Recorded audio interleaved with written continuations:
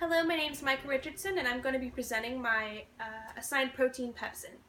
As we know, proteins are vital to the cell's survival in several ways. Some of their most important duties are pertaining to the structure and the shape of the cell, participating in enzymatic functions, and the role of the intermembrane proteins in transporting substances across the cell membrane. While proteins have several different responsibilities, they all essentially have the same primary structure. This consists of a carbon-carbon-nitrogen repeating backbone and a amino terminus end and a carboxyl terminus end, as well as a unique amino acid side chain that determines the specific protein. Proteins react by several different methods, including hydrogen bonds, electrostatic attractions, and van der Waals attractions, as a result of the varied side chains and the environments they create. Proteins fold in a specific conformation that is most stable and play an important role in the function of the protein. The secondary structures of the proteins are made up of alpha helices and beta sheets, with alpha helices being the most commonly found. An alpha helix results from the hydrogen bonding of the terminals of two similar subunits placed next to each other, and the beta sheets can either be found parallel or anti-parallel to each other, depending on if they are running in the same direction or folding back and forth on each other, respectively. The tertiary structure pertains to the protein's three-dimensional structure formed from all of the alpha helices and beta sheets combined together. There is also a possibility of a fourth or quaternary structure that is comprised of multiple polypeptide chains bonded together. Pepsin is a protein that is a member of a family of aspartic proteases called A1A peptidases. These type of proteases have homologs in vertebrates, plants, fungi, protozoa, and most recently they've found some in bacteria. Acid proteases, which is another name for aspartic proteases, are most commonly known to be monomeric enzymes with two domains. They have hydrophobic residues and are responsible for breaking dipeptide bonds, which are the same bonds that are found in the tertiary structure of proteins, like we mentioned before.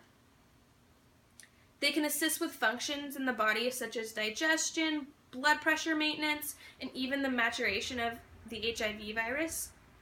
There are two types of acid proteases located in the stomach that are responsible for aiding in digestion, and they're known as chymosin and pepsin.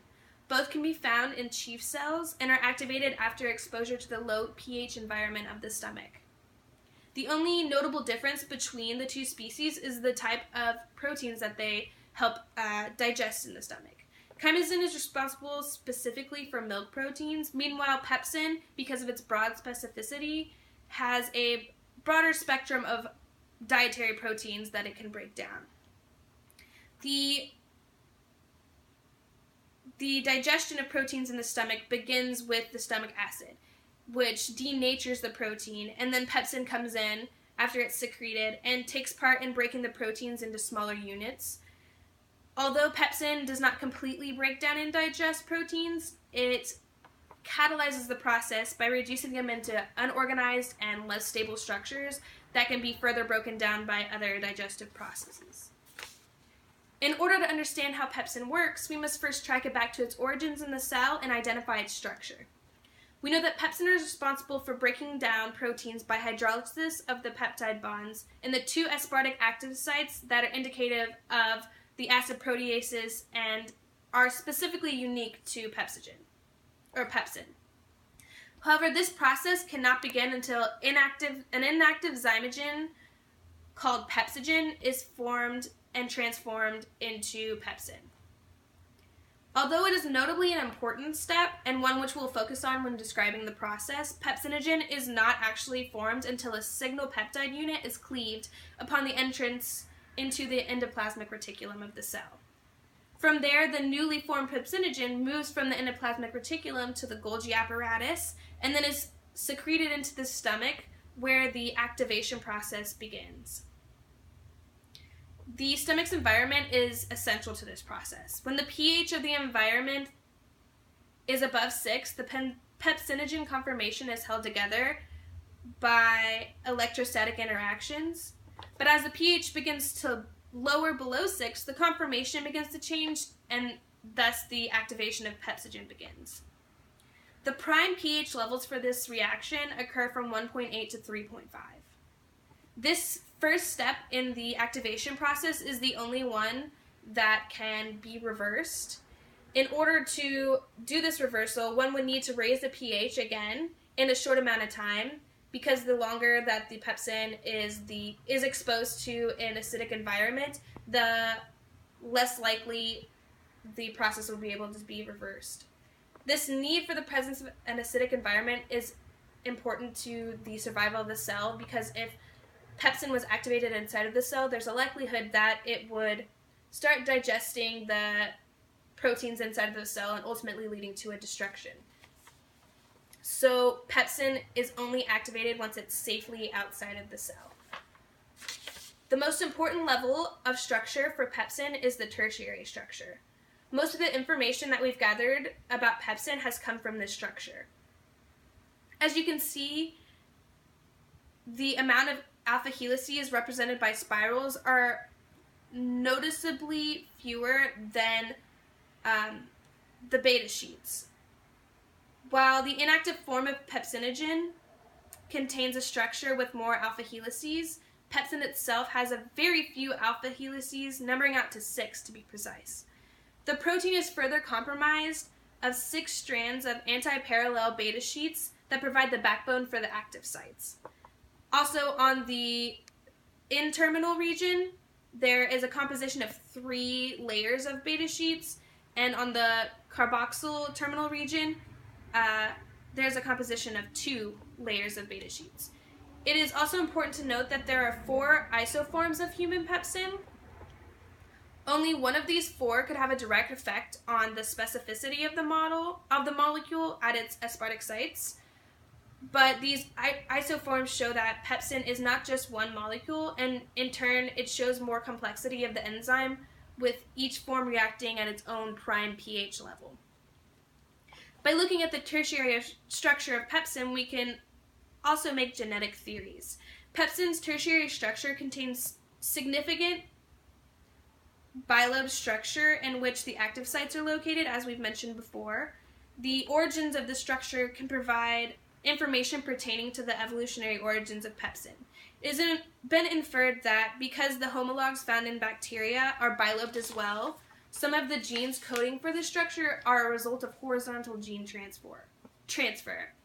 Because of these facts, the theory of gene duplication and diffusion as the origin of the ancestral pepsin must have occurred prior to the branching of eukaryotes and bacteria on the phylogenetic tree.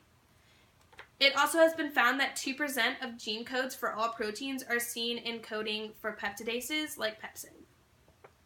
The genetic sequence for the inactive and active forms of pepsin can also be important to the function of the protease.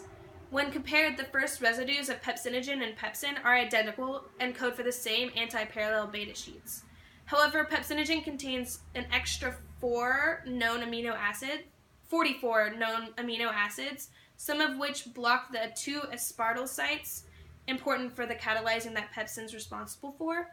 When the steps of activation take place, these chains of amino acids are removed and allow for the active sites to readily bind.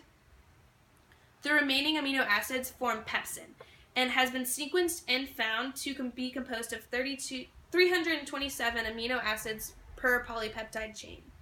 Pepsin is made of the same carboxyl and amino ends as all proteins, along with 3 disulfide bonds.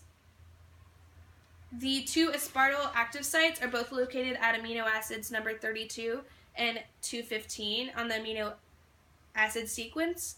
They are inferenced to be near each other in the tertiary structure of the protein itself. The structure of human pepsin is 84% similar to porcine pepsin. This high instance of similarity allows for referencing porcine pepsin for comparing in research circumstances, and that's where we've received the data for the amino acid sequence. Thus far, it has been established the amino acid sequencing of pepsin has been identified, along with the portions responsible for the key parts of pepsin and its function. The activity of pepsin is controlled by its environment, which is important for the protection of the cell secreting it. And while similar proteins have been found elsewhere, the stomach is the main location of pepsin, mostly due to the fact that it has a very acidic environment. However, what happens in instances where pepsin is not contained to the stomach? A common example is seen in GERD, or gastroesophageal reflux disease.